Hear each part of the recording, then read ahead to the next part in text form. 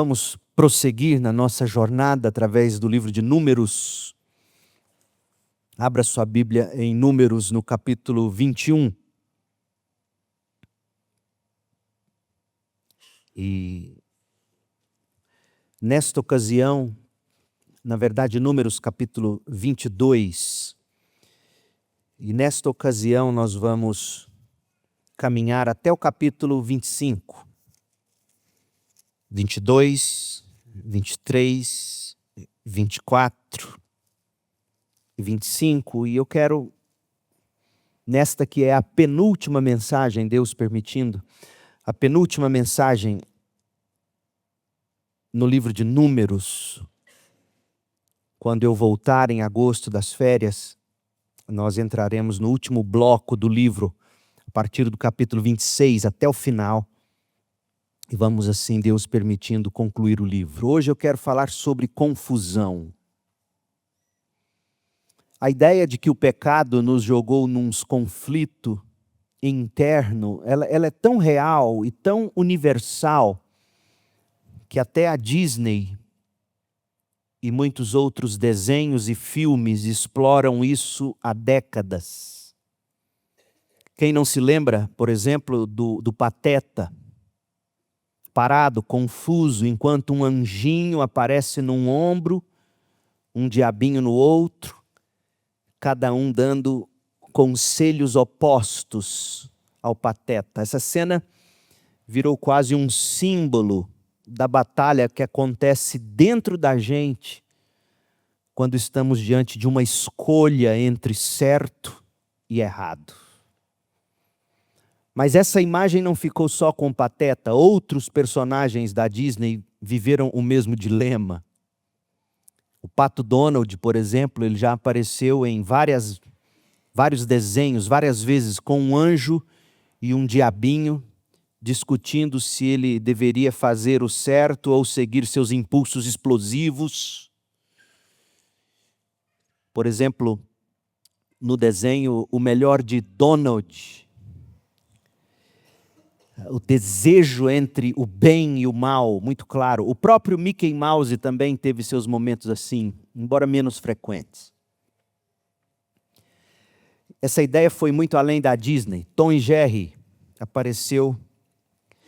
O Tom, o gato Tom, já apareceu com um anjinho também, um diabinho sobre os ombros, principalmente quando pensa em aprontar alguma maldade contra o Jerry. E nos desenhos da Warner, como Pernalonga, Piu Piu, às vezes surgem essas versões angelicais e demoníacas que disputam a consciência do personagem.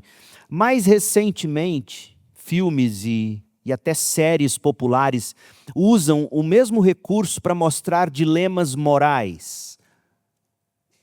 O Homer Simpson, por exemplo, ele vive cenas hilárias em Os Simpsons, com um diabo e um anjo brigando sobre se o Homer deve comer ou não mais um donut, ou fazer alguma besteira.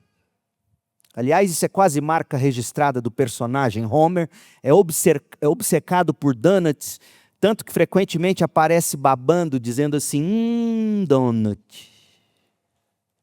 E vai além. Filme O Máscara, do Jim Carrey. O personagem dialoga. Ele tem diálogos intensos, cheios de vozes que brigam pelo controle das ações dele. Filmes recentes, como por exemplo, Divertidamente, da Pixar, trazem essa ideia, só que de forma diferente. Em vez de anjinho, diabinho, são as emoções dentro da menina Hailey. Alegria, tristeza, raiva, brigando por espaço. Não tem asas, não tem tridentes, mas a essência é a mesma. Vozes diferentes dentro de nós, querendo decidir o que a gente vai fazer. Por que isso é tão usado nos desenhos e nos filmes? Essa imagem ela é usada porque reflete uma realidade indisputável, gente. É uma forma divertida, mas ao mesmo tempo profunda, de retratar uma verdade que todo mundo conhece. Você sabe disso, por experiência própria. Existe uma batalha constante dentro de nós entre o bem e o mal. Entre obedecer a Deus ou sentir nossos próprios desejos egoístas. Portanto, seja no Pateta e no Pato Donald dos clássicos, ou no Homer Simpson e nos filmes da Pixar de hoje, essa imagem ela só continua viva porque todo ser humano conhece o peso da guerra interior, sobretudo os crentes, aqueles que foram regenerados pelo Espírito. Eles sentem a carne luta contra o Espírito e o Espírito contra a carne, porque são opostos entre si. Gálatas 5,17. O ensino bíblico é muito claro. Todos nós temos a lei de Deus gravada no coração. E a consciência do homem, portanto, atua como testemunha, sendo seus próprios pensamentos, os seus, os meus, nossos próprios pensamentos, o juiz, ora nos acusando, ora nos defendendo. É exatamente isso que nós vamos encontrar aqui em Números, do capítulo 22 ao 25, onde o povo de Israel, Balaão e Balaque, se veem no meio de conselhos e desejos opostos à vontade revelada de Deus. Todos mergulhados num grande estado de confusão. Em contraste, sobretudo em contraste com Balaão, nós temos o zelo de Finéias, que o salmista vai se recordar como um grande herói de fé. O Finéias que se levanta para punir o pecado evidente e restaurar a honra do Senhor. É sobre isso. É sobre isso Números, de 22 a 25. A confusão que o pecado tenta causar dentro de nós, mas que pela fé é possível encontrar a lucidez. Deus não é Deus de confusão. A nossa história começa em Números 22, versículo 1. Leia comigo o verso 1, porque Moisés ele começa nos situando no tempo e no espaço. Diz assim: então os israelitas viajaram para as campinas de Moabe e acamparam a leste do rio Jordão, do lado oposto de Jericó. Conforme o capítulo 21, eles viajaram das terras recém-conquistadas dos amorreus, principalmente de Bazã e Esbom, em direção às campinas de Moabe, onde eles estão agora, à beira do Jordão, em frente de Jericó, a primeira cidade de Canaã. Mas para a gente entender bem como eles chegaram até ali, é bom percorrer toda essa jornada extraordinária, passo a passo. Você vai se recordar de que os israelitas saíram do Egito, eles deixaram para trás Ramsés e Gósen, onde viviam como escravos. Eles atravessaram milagrosamente o Mar Vermelho, cujas águas o Senhor dividiu para permitir-lhes a fuga. Chegaram no Sinai, no deserto do Sinai, passaram por lugares como Mara, Elim, Refidim, até que chegaram ao Monte Sinai, onde receberam a lei do Senhor. Do Sinai, eles foram para Cádiz Barneia, onde enfrentaram um momento decisivo de incredulidade, quando recusaram entrar na terra prometida após o relato dos espias. E isso prolongou a jornada deles. A viagem que poderia ter durado apenas, pasmem, essa viagem entre Egito e Canaã poderia ter durado apenas 2 semanas. Você lê isso em Deuteronômio 1, 2. Em dias eles chegariam a Canaã. Mas essa viagem se estendeu por 40 anos, como consequência do pecado e da incredulidade do povo. Nós estudamos isso em Números 14. Depois eles contornaram Edom, porque os edomitas não deixaram eles passarem por suas terras. Contornaram Edom, Moabe, pela Transjordânia. Eu vou explicar daqui a pouquinho que região é essa hoje. Até que alcançaram aqui as campinas de Moabe. E aqui eles se acamparam antes de atravessar o Jordão. E esse é o episódio central para nós. Essa é a geografia. Eles estão nas campinas de Moabe, na região da Transjordânia. Foi exatamente nesse lugar, nas campinas de Moabe, que Moisés proferiu as palavras do livro de Deuteronômio. Do lugar onde eles estão, eles não sairão até entrar em Canaã. E é neste lugar que Números 22, 1 narra que eles estão. É aqui que Moisés proferirá todo o livro de Deuteronômio. Pouco tempo depois desses acontecimentos, depois de Moisés proferir o Deuteronômio, ele vai repetir a lei para a segunda geração, que é esta geração que está viva aqui. Sobre ela nós vamos falar na próxima mensagem, concluindo o livro de Números. Pouco tempo depois desses acontecimentos, ainda no 40º ano da peregrinação,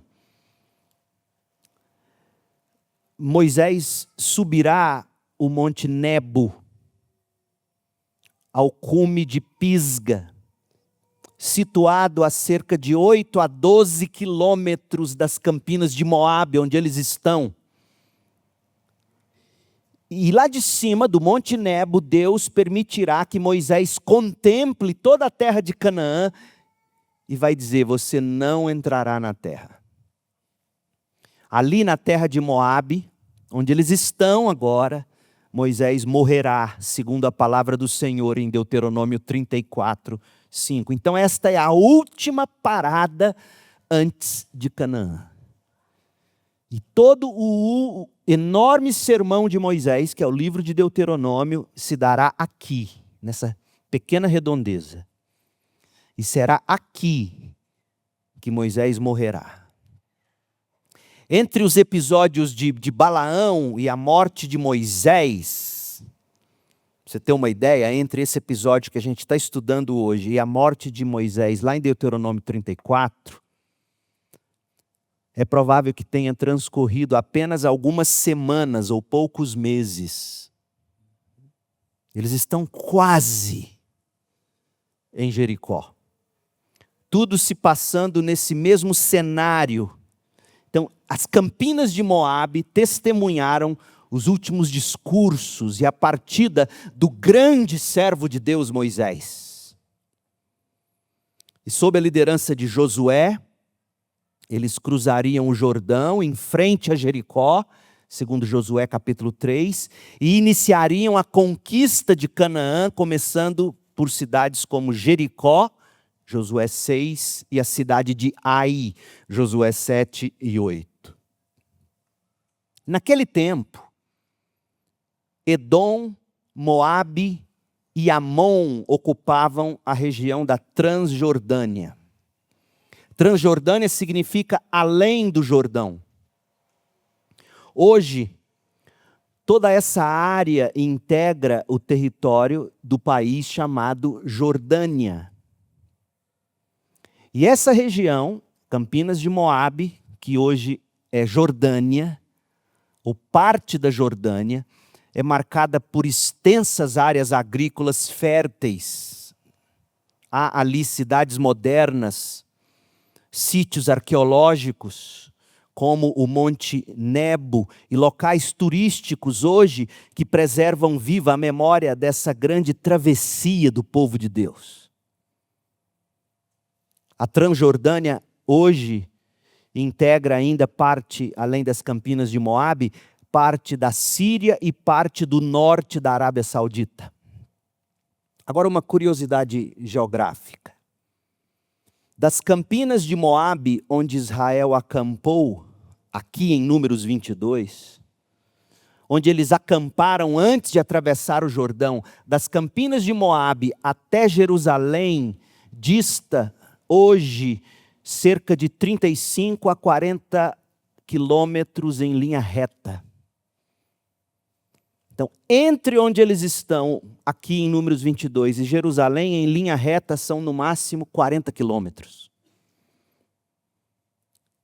Passando pela região do Nebo, local da morte de Moisés, pela travessia do Rio Jordão e pela subida que leva de Jericó até Jerusalém. Então, eles saem de Moabe, das Campinas, Transjordânia, cruzam o Jordão, chegam a Jericó, e de Jericó a Jerusalém. Esse percurso é no máximo 40 quilômetros. Agora, essa subida não era apenas geográfica,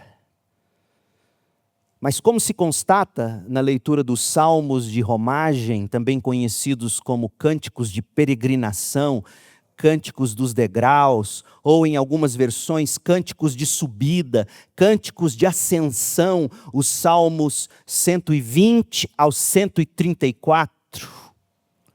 Essa subida das Campinas de Moabe, passando por Jordão, passando por Jericó, até Jerusalém, essa subida para Jerusalém era também de significado espiritual.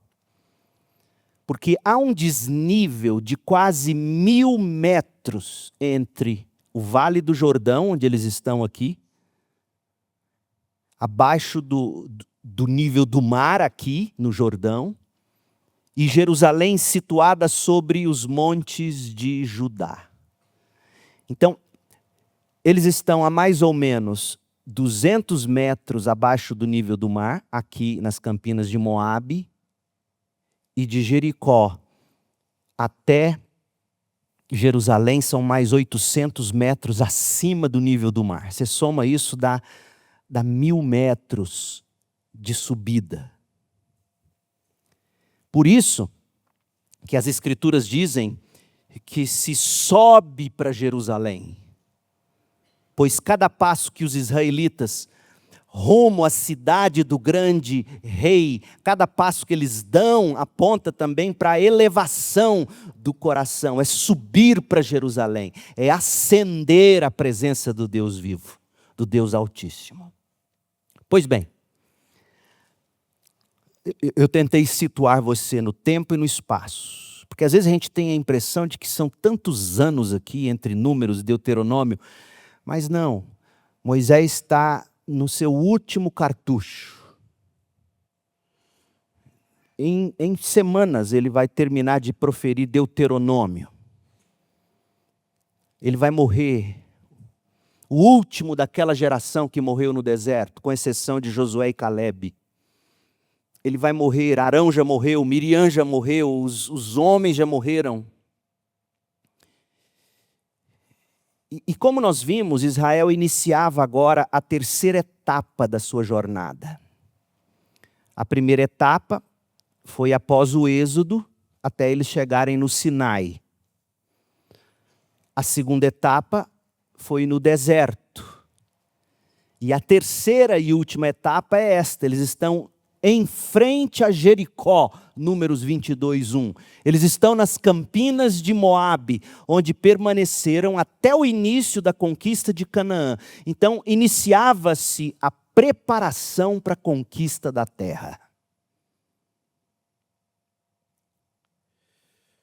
Entretanto, e a gente sabe disso, quanto mais perto você está da vontade de Deus, mais o diabo te ataca.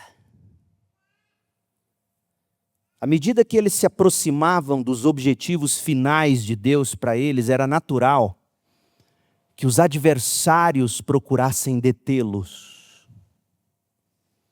Em especial, eles tentaram destruir o relacionamento de Israel com Deus.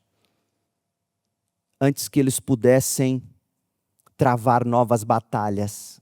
Os inimigos de Israel sabiam que o segredo de Israel era o Deus deles.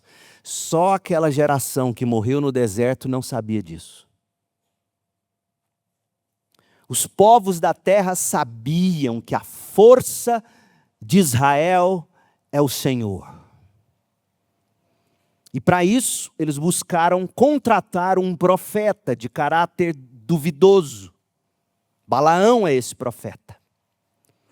Eles queriam que esse profeta proferisse maldições contra Israel.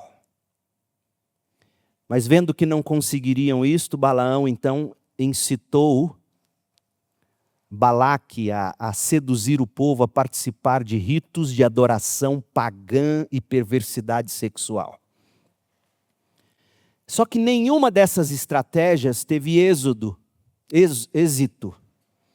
E não teve êxito porque Deus protegeu Israel para que se cumprisse a sua palavra. A veracidade da palavra de Deus e o caráter permanente de suas promessas asseguraram que tais conspirações, ainda que Israel não tivesse o menor conhecimento, ainda que Moisés sequer soubesse o que estava acontecendo, o diabo, Balaque, Balaão, tramando contra Israel. Isso tantas vezes acontece com a gente não sabe o que o mundo e a carne e o diabo conspiram contra nós, mas Deus sabe e isso nos basta. Estavam todos, portanto, fadados ao fracasso. As narrativas que envolvem Balaão, há muito tempo que intriga a gente. Eu não sei você, mas no início da minha caminhada, lendo as histórias de Balaão aqui em Números 22, 23, 24, Números 25, eu sempre fiquei com dúvida. Peraí, Balaão é mocinho ou é vilão? Se você ler o texto, você vai ter um grande enigma aí na sua mente. Porque esse homem é um homem, no mínimo, esquisito. Enquanto figura histórica, Balaão se encaixa bem entre os outros homens religiosos do Oriente Próximo. De fato, Balaão era um profeta pagão de renome regional. Pra você ter uma ideia, em 1967, foi descoberto em Der Alá, na Jordânia, exatamente nessa região, foi descoberta uma inscrição datada de 825 a.C. E essa inscrição foi um escândalo, porque era a primeira inscrição fora dos documentos bíblicos que falavam da existência de Balaão. Ou seja, isso prova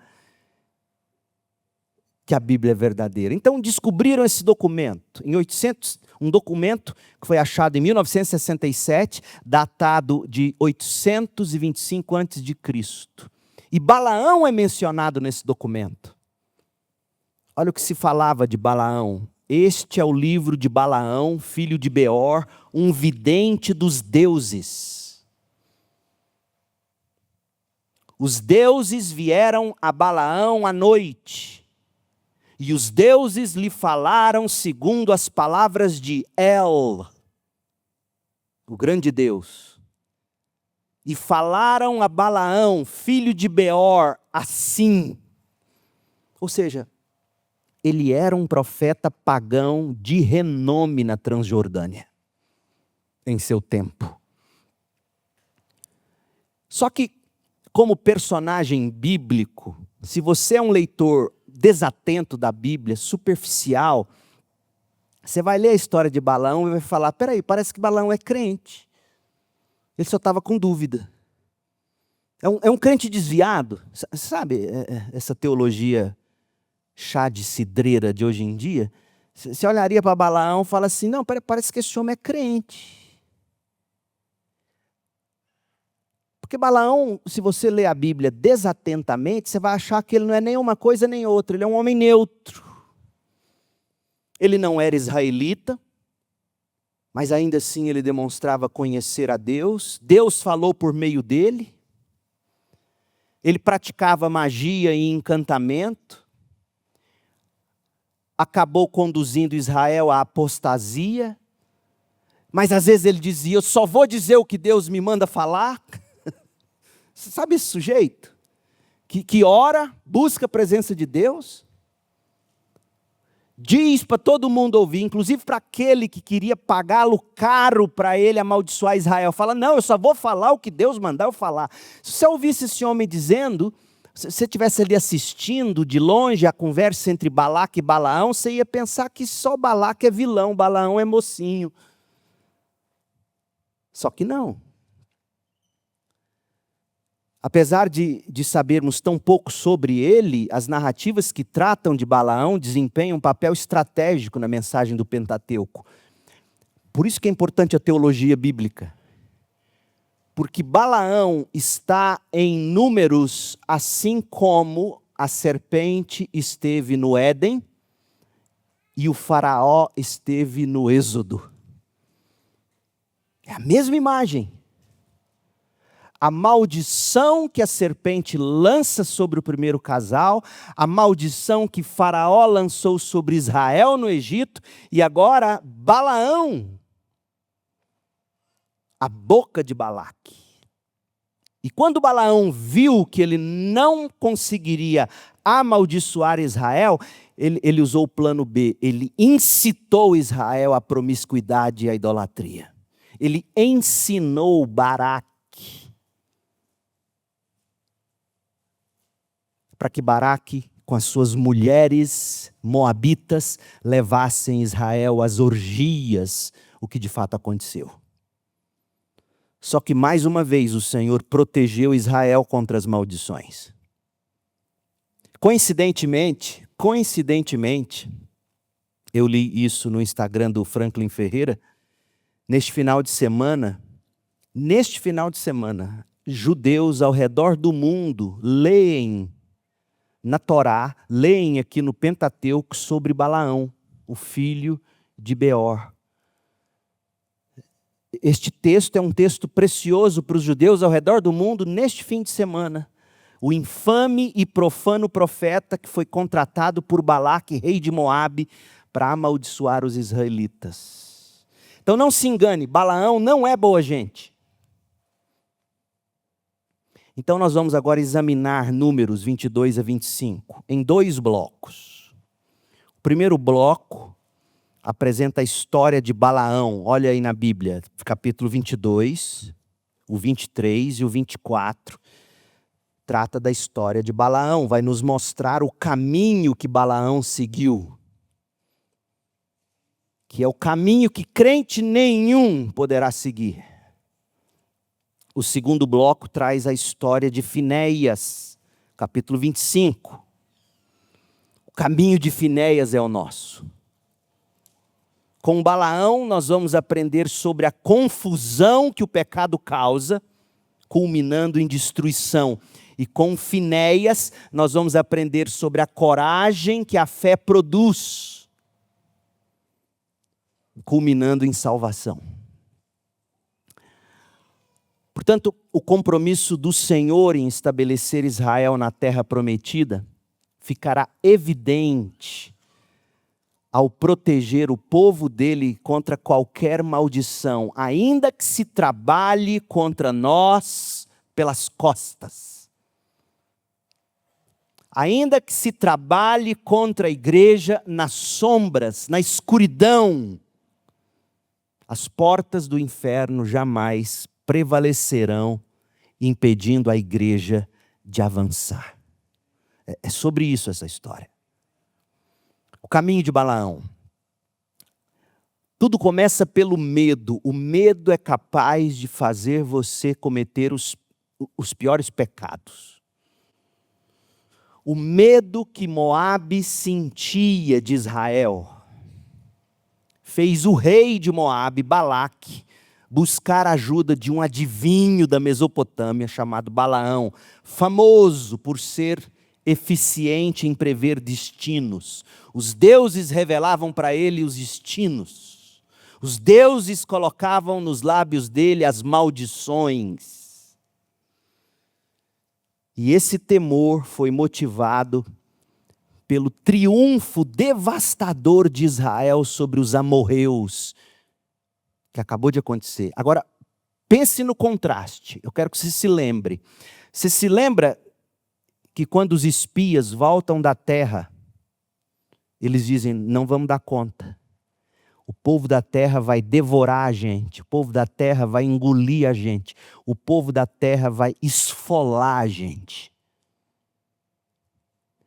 O que nós vamos ler sobre o temor de Moabe é exatamente o oposto. Quem engole, quem esfola e quem destrói é o Deus de Israel. Só que isso não vai sair da boca dos israelitas, isso vai sair da boca dos moabitas. Ô meu povo, por que é tão difícil a gente, crente, reconhecer o poder do nosso Deus? Por quê? A confusão do pecado, a incredulidade. Olha como acontece. Verso 2, Números 22, 2. Balaque, filho de Zippor, viu tudo que o povo de Israel havia feito aos amorreus. Ele viu. Quando os moabitas viram como os israelitas eram numerosos, ficaram apavorados. Lembra quem tinha ficado apavorado? Israel. Os espias incrédulos, apavorados. E contaminaram toda aquela geração que precisou morrer ao longo dos 40 anos. Mas aqui quem está apavorado são os povos da terra. E até hoje, os povos da terra se apavoram contra a igreja. Leia a história do filósofo Nietzsche. Leia a história da Revolução Francesa. Você vai ver o que está na raiz. O medo do que o cristianismo, quando de fato colocado na prática, pode causar. Medo. As pessoas têm medo da igreja. As pessoas têm medo da nossa mensagem. Alguns até têm razão, porque tem um sujeito que é meio doido. Não é nem crente, é doido. Precisa de Aldol, não de Bíblia. Mas os moabitas viram como os israelitas eram numerosos, ficaram apavorados, disseram aos líderes de Midian, essa multidão devorará tudo que tiver à vista. Espera aí, eu achava que eram os povos da terra que iam devorar Israel. Foi isso que eles pensaram, foi isso que eles disseram. Mas não. Esse povo aqui tem medo do Deus de Israel, tem medo da multidão de soldados, e disseram, eles vão devorar a gente, tudo que tiver à vista, como um boi devora o capim do pasto. Ou seja, Israel achou que os gigantes iam comê-los como se eles fossem gafanhotos. E os moabitas estão com medo do tamanho do touro que é Israel, que iria comê-los como se come o capim. Moisés quer que você veja esse contraste. A incredulidade do povo de Deus. Os primeiros mensageiros de Balaque levaram recados e ofereceram pagamentos aos serviços de Balaão. Olha o verso 4. Então Balaque, que era rei de Moabe, enviou mensageiros para chamar Balaão, filho de Beor, que vivia em Petor, sua terra natal, perto do rio Eufrates. Sua mensagem dizia: um povo enorme saiu do Egito. Só que Israel está com medo dos gigantes enormes de Canaã. Olha o contraste. Um povo enorme saiu do Egito e cobre a terra. E agora está acampado perto de mim. Venha, Balaque, por favor, venha, amaldiçoe esse povo, porque é poderoso demais para mim. Então, quem sabe, poderei derrotá-lo e expulsá-lo da terra. Sei que bênçãos vêm sobre aqueles que você, Balaão, abençoa, e maldições caem sobre aqueles que você amaldiçoa. Olha a fama regional desse profeta pagão chamado Balaão. Os mensageiros de Balaque, líderes de Moabe e Midian, partiram, porque todo homem tem seu preço. partiram levando o valor necessário para pagar Balaão, a fim de que Balaão amaldiçoasse Israel. Chegaram aonde Balaão estava e lhe transmitiram a mensagem de Balaque. Mas o Senhor revelou a Balaão que Israel não poderia ser amaldiçoada, por mais que a propina fosse grande, por mais que a aposentadoria e a conta nas Bahamas pudesse garantir o resto da vida dele. Israel era uma nação que jamais poderia ser amaldiçoada por quem quer que seja. O povo de Deus jamais poderá ser amaldiçoado. E por isso o profeta rejeitou os mensageiros de Balaque. Olha o verso 12. Mas Balaão vai consultar Deus. E olha o que Deus diz para Balaão, verso 12. Balaão, não vá com eles, nem amaldiçoe esse povo, porque é povo abençoado. Você nem vai com eles, jamais amaldiçoará. Na manhã seguinte, Balaão se levantou e disse aos oficiais de Balaque: voltem para casa, o Senhor não me permitiu ir com vocês. E aí nesse ponto você pensa, Balaão é crente. Não, ele está com medo. Ele morria de medo dos deuses. Tem pagão que tem mais medo de deuses do que crente do Deus único, vivo e verdadeiro. Isso é uma vergonha para nós. Tem crente que peca com a cara lavada e está nem aí. Balaão estava com medo. Com olho na grana, mas medo de morrer. Começa a confusão no coração dele. Com olho no pecado, mas medo da maldição de Deus sobre ele. Porque se esse Deus, o maioral dos deuses, o El, falou, quem sou eu para amaldiçoar? Ainda assim, os mensageiros voltam. Segunda vez. Os mensageiros vieram e dessa vez Deus permitiu que Balaão fosse até Moabe. Porém, com a única condição de falar apenas aquilo que o Senhor lhe ordenasse. Versículo 20. Naquela noite, Deus veio a Balaão e disse: uma vez que estes homens vieram chamá-lo de novo, levante-se e vá com eles. Contudo, faça apenas o que eu mandar. Deus tem o diabo na coleira. Você não precisa ter medo dele.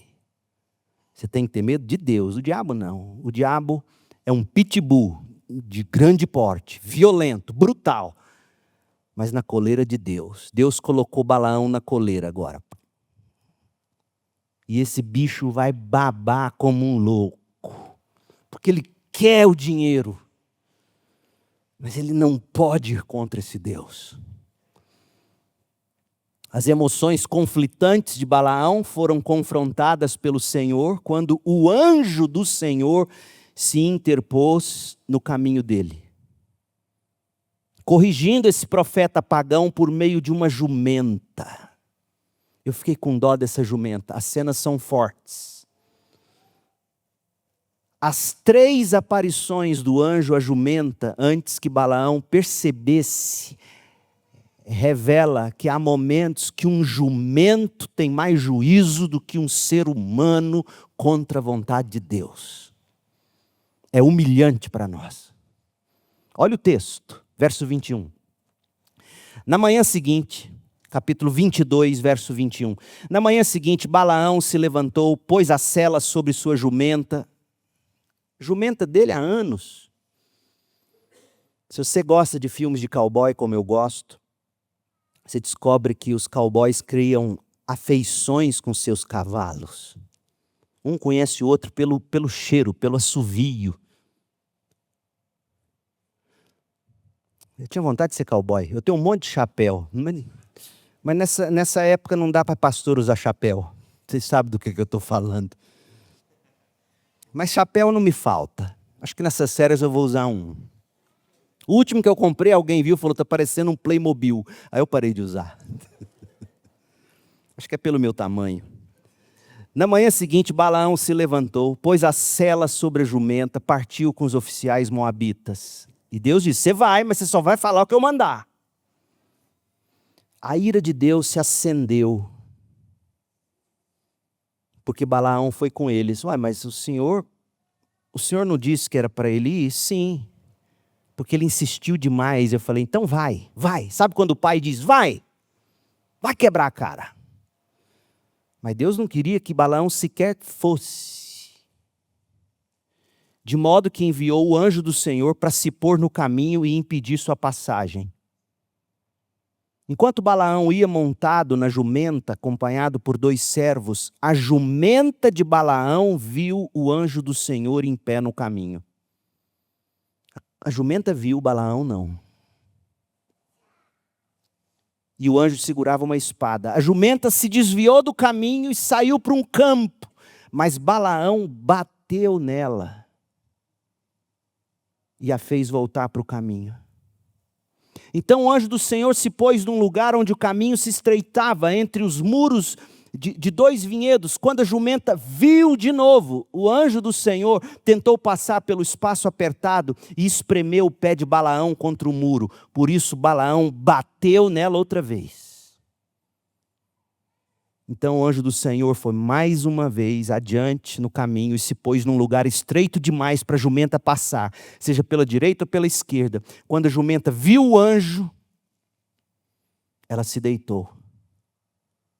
Apesar de Balaão ainda estar montado, num ataque de raiva, Balaão a espancou com uma vara. Ele que merecia apanhar. Esse episódio abalou Balaão na sua duplicidade, porque o anjo ordenou que ele apenas falasse as palavras do Senhor. Mas ele queria aquele dinheiro. Verso 28. Então o Senhor fez a jumenta falar. Não adianta ela empacar.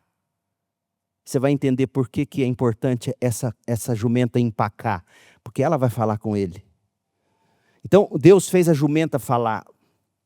E olha o que ela diz. O que eu lhe fiz para você me bater por 3 vezes? Perguntou ela a Balaão. Você não fica com dó dessa jumenta? O que eu fiz? Olha o verso 29. Você me fez de tolo, gritou Balaão. Pronto, ele já está babando, conversando com o jumento. Ele já babou. Se eu tivesse uma espada, eu mataria você. Olha o discernimento de um jumento diante de um homem duro para Deus. Mas eu sou a mesma jumenta que você montou a vida toda, disse ela. Pensa um pouquinho, seu jumentão. Pensa um pouquinho. Alguma vez eu fiz algo parecido? Não, respondeu Balaão.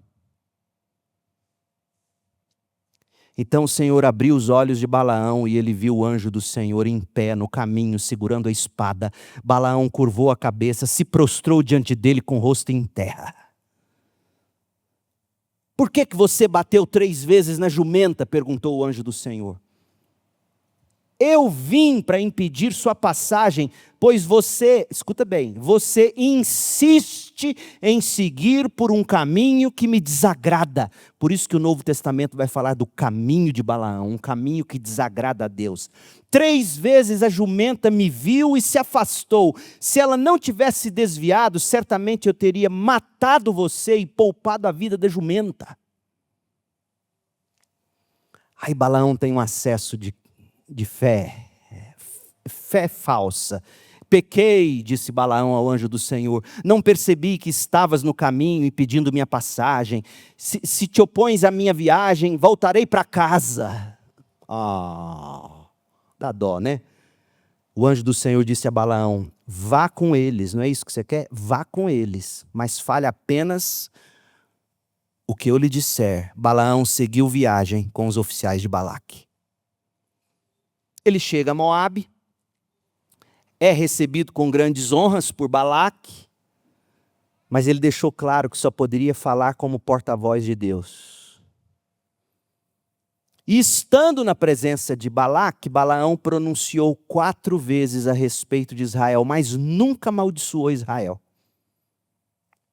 E aí, se você continuar lendo o texto, você vai ver que ele vai ficar o tempo todo indo e vindo. Vai que Deus muda de ideia e deixa eu amaldiçoar esse povo. Porque era isso que no fundo ele queria. E em momento algum Deus deixa ele amaldiçoar seu povo. Capítulo 22, capítulo 23, a palavra de Deus jamais será usada em maldição contra o povo dele.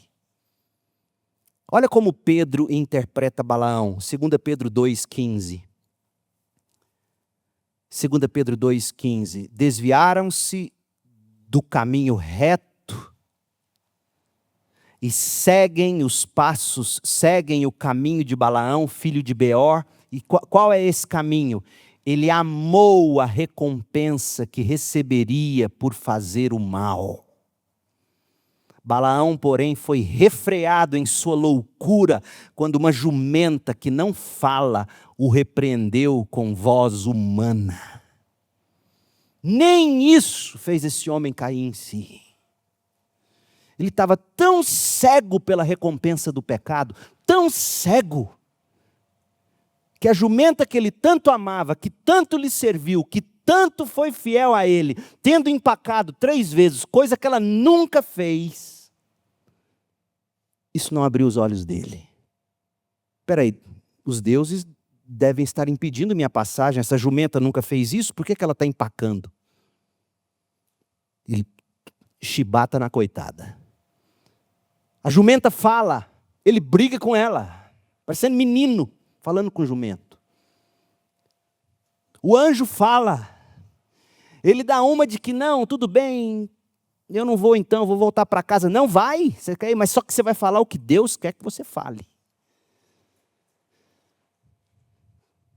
E ele vai de novo, e ele vai, e ele vem. O que a gente aprende sobre o caminho de Balaão? Primeira coisa, Balaão considerou pecar.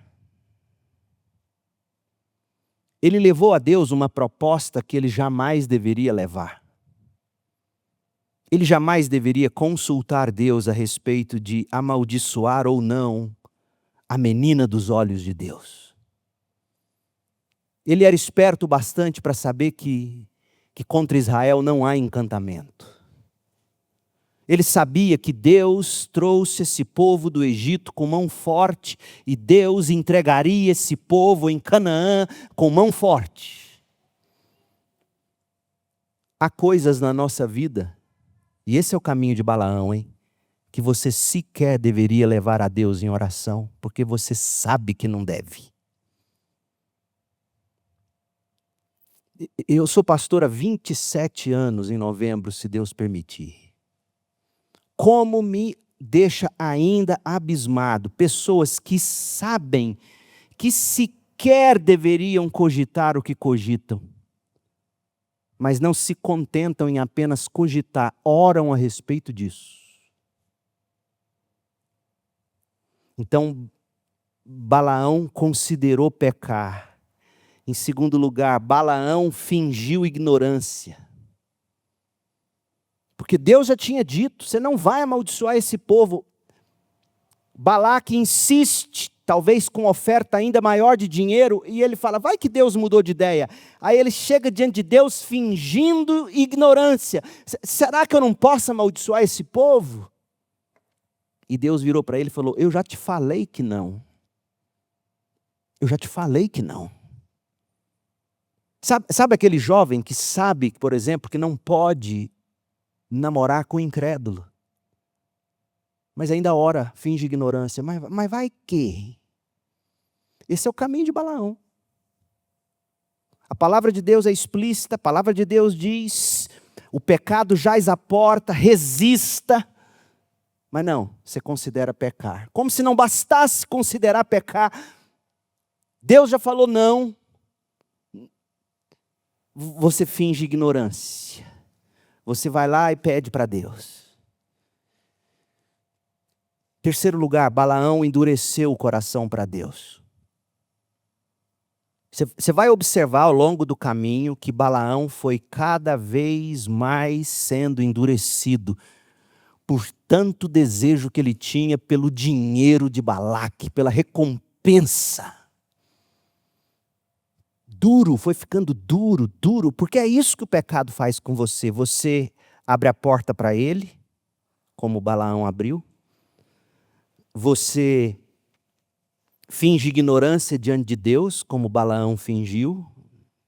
Fala com Deus uma, fala com Deus duas, fala com Deus 3 vezes. Por fim, o coração dele ficou tão duro, porque ele queria o pecado, ele queria esse amor proibido. Qual é o pecado que você tem levado para Deus, fingindo ignorância? Dê nome a ele hoje à noite. É um vício? É o cigarro? É a maconha? É a cocaína? É a bebida? É o sexo ilícito? Qual é o pecado que você está abrindo a porta para ele? Que você está cogitando viver com ele? E depois Deus já falou não, você finge ignorância. E nesse vai e vem, sabe o que acontece? Seu coração vai ficando duro. E o de Balaão ficou tão duro, que em última instância, quando ele viu que não poderia amaldiçoar o povo, sabe o que ele fez? Ele ensinou Balaque a levar as prostitutas de Moabe, as midianitas, as moabitas, a levar essas mulheres para dormirem com os homens de Israel, levando eles ao pecado sexual e da idolatria. Ele fez o povo pecar. Ou como eu já vi jovens nesse caminho. Jovens que cogitam o pecado, jovens que fingem ignorância, jovens que endurecem o coração e por fim vira e fala assim para a menina da igreja: se você me amasse, você transaria comigo. Você não quer porque você não me ama. É o caminho de Balaão. Esse é o pecado. Você começa a cogitar, a confrontar Deus. E Deus vem falando com você de modos tão visíveis, coisas que nunca aconteceram, começam a acontecer, sua jumenta começa a empacar. E você perde a cabeça de raiva, você fica nervoso, você fica irado. Você quer saber se um filho seu está no caminho de Balaão? Começa a analisar o estado de ânimo dele, a raiva. Era Balaão. Olha o que Números 31 fala sobre o que ele fez. Números 31, 16. Foram justamente essas mulheres que seguiram o conselho de Balaão, as mulheres moabitas, as mulheres midianitas, e fizeram os israelitas se rebelarem contra o Senhor no incidente de Peor. Foi por causa delas que uma praga feriu o povo do Senhor. Apocalipse 2,14, quando Jesus vai falar da igreja de Pérgamo, olha o que ele diz. Contudo, tenho contra você, igreja de Pérgamo, algumas queixas. Você tolera em seu meio pessoas cujo ensino é semelhante ao de Balaão, que mostrou a Balaque como fazer o povo de Israel tropeçar. Ele os instigou a comer alimentos oferecidos a ídolos e a praticar imoralidade sexual. O resultado foi a tragédia registrada em Números 25. Volte para Números 25. Porque no 22, no 23, no 24, é Balaão indo e vindo com Deus. É Balaão seduzido pelo pecado, querendo pôr a mão na botija, mas com medo. Ele abre a porta para o pecado, ele finge ignorância, ele vai endurecendo o coração e por fim ele fala, tá bom, eu não vou amaldiçoar. Eu não posso amaldiçoar porque o Deus de Israel, Balaque, não quer que eu amaldiçoe, mas eu vou te ensinar como derrubar esse povo. Eu vou te ensinar um segredo. As 3 coisas que derrubam um homem, as 3 barras, sabe quais são? Barra de ouro, barra de saia e São João da Barra. Eu vou te ensinar como é que você vai derrubar Israel. Pegue aquelas mulheres mais lindas, mais sensuais, e até hoje é isso que o diabo faz.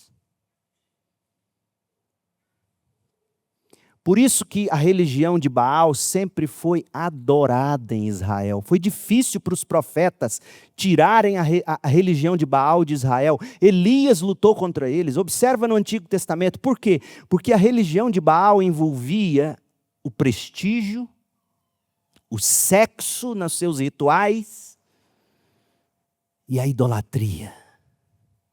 Tudo que o coração humano ama. Dinheiro, sexo, poder. Baal dava fertilidade, ou pregava isso. Baal dá fertilidade às mulheres, fertilidade à terra, prosperidade aos homens. Baal.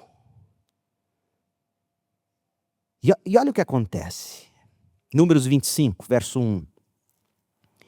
Enquanto estava acampado em Sitim, os homens de Israel começaram a manter relações sexuais com mulheres moabitas da região. E agora a gente já sabe, por outras passagens bíblicas que já lemos, que foi Balaão que apontou esse caminho para Balaque. Essas mulheres os convidaram para os sacrifícios a seus deuses. E detalhe, hein? É a segunda geração, não é a primeira não, é a segunda geração. Repito para você, essa segunda geração só entrou em Canaã porque Deus escolheu levá-los. Porque se Deus fosse ficar esperando uma geração pura, ele estaria até hoje lá. Até hoje. Morre geração e entra geração, morre geração e entra geração. E é a mesma coisa. Essas mulheres os convidaram para os sacrifícios a seus deuses, o povo participou da festa, adorou os deuses de Moabe. Assim os israelitas prestaram culto a Baal em Peor, e a ira do Senhor se acendeu contra o povo. No final, Balaão foi morto pelos israelitas. Nós veremos isso na última parte do livro de Números, em agosto. Mas olha o capítulo 31, verso 8. Os 5 reis midianitas morreram na batalha: Evi, Requém, Zur, Ur e Reba. Também mataram a espada Balaão, filho de Beor. E isto está aqui, jovem, adolescente, homem, mulher que me ouve, para te ensinar uma lição muito clara. O salário do pecado é a espada. Hoje te traz prazer, hoje te traz recompensa, hoje te traz sentimentos legais, gostosos, bacanas. Mas a fatura chega. O salário do pecado é a morte. Jamais siga o caminho de Balaão. E vou revisar. Qual é o caminho de Balaão? Você vai ler a história e você vai perceber isso. Números 22, 23 e 24. O caminho de Balaão é, primeiro, abrir a porta para o pecado. Cogitar aquilo que Deus jamais quis que você cogitasse. Segundo, Deus já falou não, mas você finge de inocente. Mas vai que essa menina converte. Vai que esse moço converte. Vai nessa. Segue o caminho de Balaão. Terceiro, nesse processo, seu coração vai ficando duro como pedra. Até que, por fim, você não passa de pedra de tropeço para o próprio povo de Deus, como Balaão se tornou. Agora veja a postura de Finéias. É aqui que entra Finéias na história. E é mais rápido, é simples. Tendo protegido Israel de maldição, capítulo 22 até o 24, o Senhor puniu com severidade os que traíram a aliança, capítulo 25, de 1 a 18. E tudo isso serviu como prova de que Deus não é Deus de confusão, porque Ele cumpriria a aliança dele, conduzindo o povo à terra que Ele prometera dar a Abraão e seus descendentes. E nós já lemos aqui em Números 25, de 1 a 3, que a violação da aliança em Israel, por meio da adoração idólatra e imoral a um Baal midianita, trouxe sobre o povo a ira de Deus. Eu já disse, Baal era um deus da fertilidade, acreditava-se que ele trazia prosperidade, muitos filhos, e adorá-lo, oferecer sacrifícios a eles em relacionamentos sexuais de culto, era a maneira de viver essa religião, essa fé. Por isso que sempre foi difícil eliminar isso. Por isso que é difícil eliminar isso hoje. Porque, pensa bem, você mexer com sexo, você mexer com poder, você mexer com dinheiro. Por isso que o evangelho da prosperidade atrai multidões ainda hoje. Vai ser assim até que Jesus volte. Porque Baal nunca morreu. Esse espírito de Baal nunca morreu. Tem muitos jovens com espírito de Baal. E deveria acordar enquanto é tempo. Deus julga esse povo, mas olha o que o pecado faz. Verso 4 do capítulo 25. O Senhor disse a Moisés: prenda todos os chefes do povo e execute-os diante do Senhor em plena luz do dia, para que a sua ira ardente se afaste de Israel. Não se brinca com o pecado. Tema o seu Deus. O seu Deus é para ser temido, jovem, homem barbado que me ouve. Deus é para ser temido. Não se brinca com Deus. Então Moisés ordenou aos juízes de Israel: cada um de vocês executará os homens sob a autoridade de vocês, que participaram do culto a Baal em Peor. Agora, olha o descaramento desse homem aqui, verso 6. Nesse momento, enquanto todos choravam à entrada da tenda do encontro, um israelita levou para dentro de sua tenda uma mulher midianita diante dos olhos de Moisés e de toda a comunidade de Israel. Olha o desaforo. Quero ver o que vocês vão fazer comigo. Vamos ver se vocês são homem mesmo para tocar em mim, nessa mulher. E diante dos olhos dos líderes de Israel e de todo o povo, esse homem leva essa mulher para a tenda para possuí-la. Finéias, a partir do verso 7, em nítido contraste ao caminho de Balaão, observa o seguinte: primeiro, ele não vai cogitar o pecado. Segundo, ele não vai fingir inocência. Terceiro, ele não está duro para essa realidade. Quarto, ele não vai deixar o povo pecar. Deus disse que não era para ser idólatra. Finéias não flerta com isso. Finéias não finge inocência. Ele sabe o que a lei diz: não terás outro Deus além de mim. Ele sabe, ele conhece a sua lei. Ele não se endurece para curtir os prazeres das midianitas. E ele não quer que o povo de Deus peque. Olha o que ele faz, verso 7. Quando Finéias, filho de Eleazar e neto do sacerdote Arão, viu isso, levantou-se, saiu do meio do povo, pegou uma lança, correu atrás do homem até o interior da sua tenda, e atravessou o corpo do homem e da mulher na altura do estômago. Você consegue imaginar? Estava um sobre o outro. Você consegue ver isso aqui? Estava um sobre o outro. Em coito. Em culto pagão. Ele pega a lança, corre atrás do homem até o interior da tenda, atravessa o corpo do homem e da mulher na altura do estômago, com um só golpe. Então a praga contra os israelitas cessou. A essa altura, porém, 24.000 pessoas já haviam morrido. Ô meu povo, a postura de Finéias tem que ser a postura da igreja. Não cogitamos pecar. não fingimos ignorância quando desejamos pecar. E lutamos para que o nosso coração não se endureça. Porque não queremos fazer o povo de Deus tropeçar. Queremos ser instrumentos de salvação e de santificação. Eu concluo fazendo as seguintes breves aplicações. Primeiro, mesmo quando você não vê, Deus protege você de perigos ocultos, de conspirações que você desconhece. Porque nenhuma maldição, nenhuma maquinação de homens prevalece contra aqueles que estão em Cristo Jesus. Você não tem que temer a maldade do mundo, você não tem que temer a maldade dos homens, você não tem que temer o que tramam na ONU, ou seja, onde for. Você não tem que temer, crente. Seu papel não é decifrar a ordem mundial. Seu papel não é esse, crente.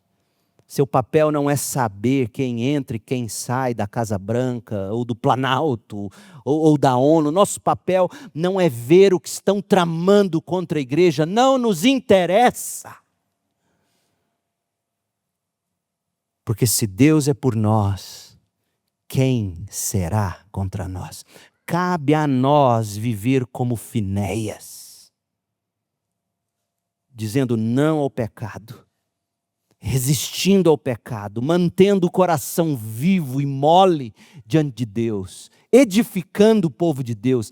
É isso que nos cabe.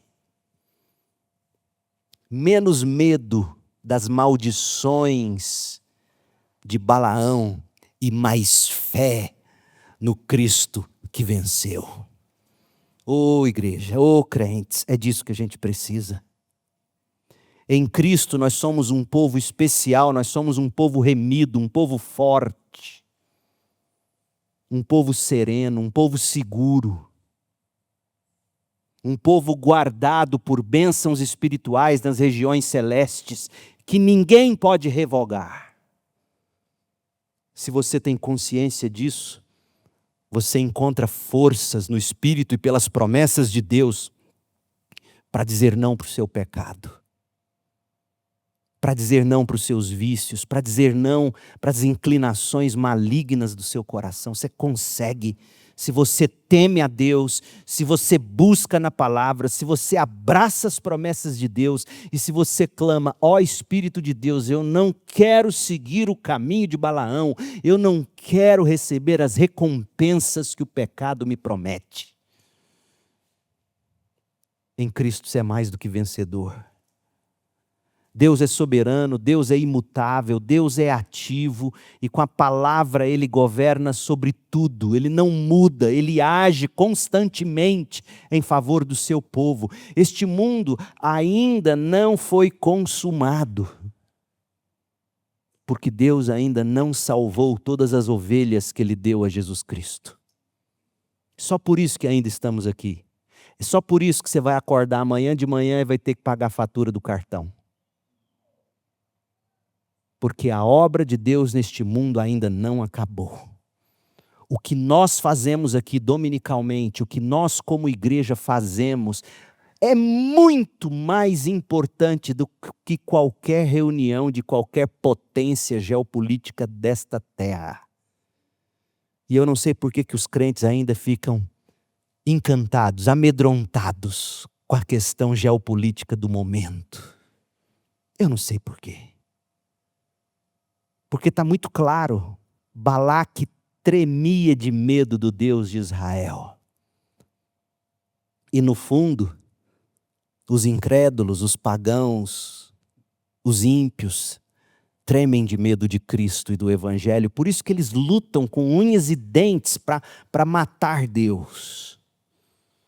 Para acabar com a ética cristã, porque eles não querem culpa. Mas eles não sabem, infelizmente, eles não se dão conta de que ainda que assassinassem a igreja, a lei de Deus continuaria gravada no coração deles, seja ele homo, hétero, trans ou o que for, a lei de Deus está lá e ela sempre dirá, isto é certo, isto é errado. A gente não tem que temer.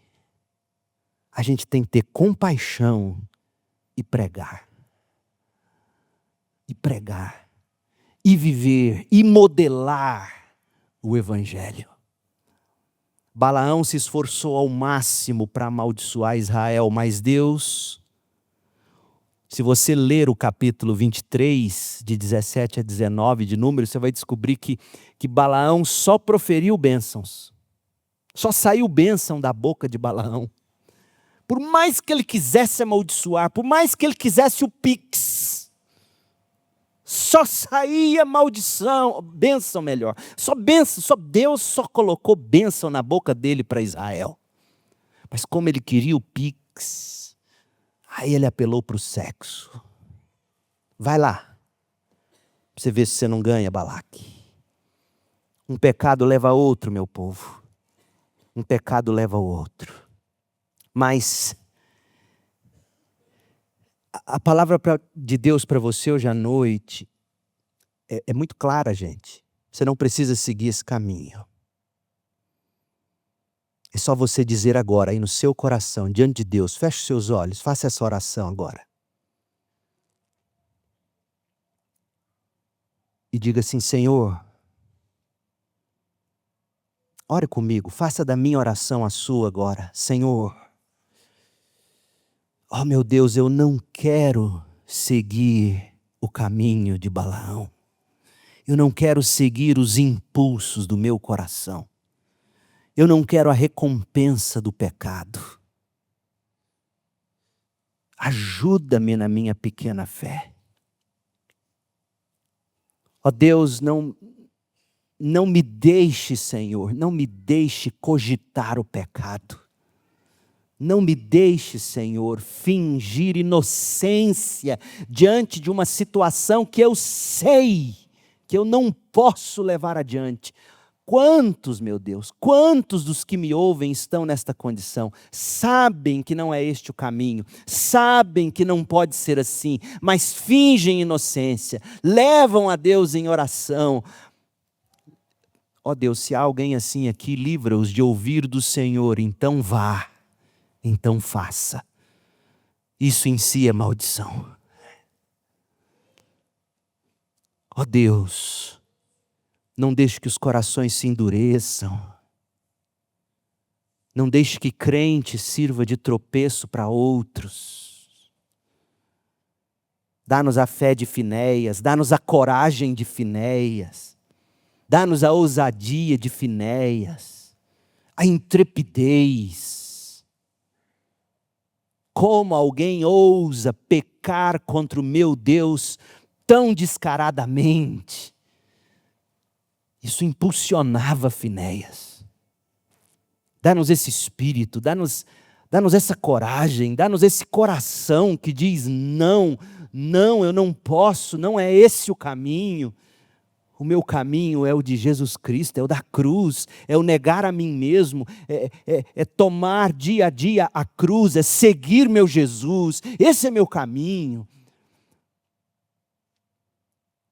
Porque afinal, que adianta ganhar o mundo inteiro, receber o pix de Balaque e perder a alma? Ó Deus, acorda os crentes desta igreja, acorda-nos, Senhor, aviva a tua igreja, Senhor. Nós rogamos, pedindo que o pecador entre nós, aquele que ainda não se arrependeu, não creu para a salvação, que abra os olhos dele nesta noite. Ó Senhor, faça-o ver que esse caminho do pecado é comum a todos nós, se não frearmos isto pela graça e por meio da fé. Opere em nós, meu Deus. Opere salvação, opere santificação hoje à noite. É minha oração, é a minha súplica, pedindo que a graça maravilhosa de Jesus Cristo, o amor de Deus Pai e a comunhão e a consolação e o poder do Espírito para vencermos o pecado estejam conosco, sobre nós, em nós hoje e até a consumação do século. Em nome de Jesus.